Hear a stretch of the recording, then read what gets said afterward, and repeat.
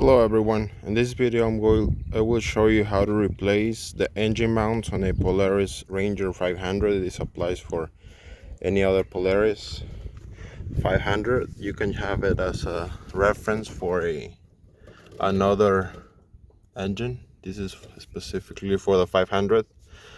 So all the engine mounts on the back and the front were blown, and the engine was shaking, especially because this is a 6x6 model, so badly.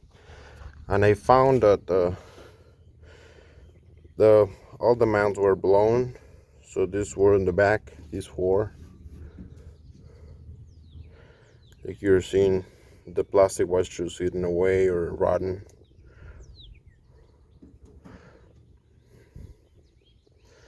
And this was attached to the engine, so it's clearly blown. Is not good anymore. This was the front engine mount. This is a little bigger. This is about 2 inches diameter, fine thread. The other part is still in the front because I pulled the engine away so I can take off all that.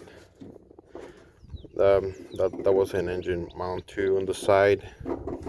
So I'll be replacing all of them, and I got them from eBay already. I actually got the heavy duty ones. These are engine mounts and side mounts. These are a little thicker and wider, about a quarter of an inch more, but they're heavy duty. I just put them in. They're coarse thread. They're not fine, but the bolt is a fine thread, so I have enough bolt to bolt it onto the engine right there. That's two, and that's two more. So I was trying to pry open here, but it's nearly impossible. You have to take off the clutch in order to move the engine to the side. Kind of pulled it from the top bar. You can pull it from a tree or for a piece of wood on top of the bike. So you have to lift it. I didn't hook any hoses, water or oil, just the clutch, the bolts, and the side covers, the plastics. Let me show you on the other side so you see it more clearly.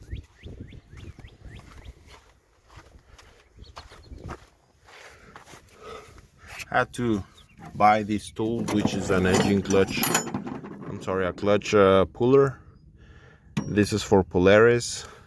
So you took out the clutch with this one, pull it out, take out the belt, and pry open the plastic that is in the engine. And that's the engine. And that's the front engine mount that is still stuck. As you can see, let me point it if you're not familiar with it. This one right here. So I tried to take it off from the bottom, but it just goes around and around. I'm gonna have to weld a piece of iron to it so you can hold it from the top and unscrew it from the bottom. So I'm almost done, but I might as well chose to make a video about the engine mounts. So they're kind of tricky to get them out, but they're not too tight to the back of the bike. All you gotta do is with a screwdriver kind of tap them, undo them, they'll come off. They're not too tight, so I hand tied them. I put some lube on it, so if ever in the future this bike gets a replacement, it won't be too hard, but I doubt it since this is a 20-year-old bike. It's probably the last time I do it. So those are the engine mounts already there. Like I said, these are a little bigger. They come, I bought them on eBay for about $6 each. You can get the originals, but they're around maybe like 40, 60 for all four. But these work for me, and these are a little heavier duty. And then finally, I'm gonna do the front. I got some grease, my tools, and that's all the nuts. Had to take off the exhaust. That's the front. The side engine mount, and this is the front. Is ready. So this is a hard job. Yeah, you have to unhook the carburetor. I didn't even take it. This is for my case, but for your bike, you'll probably have to lift it upward the engine. So this is it, guys. Please like and share. Hope this helped. And now I'm gonna reverse the order, seat it out, and the bottom holes too, because there's a notch in that bottom metal, and then the top, and then the screw is kind of tight also, but I'm gonna do it slowly and nicely.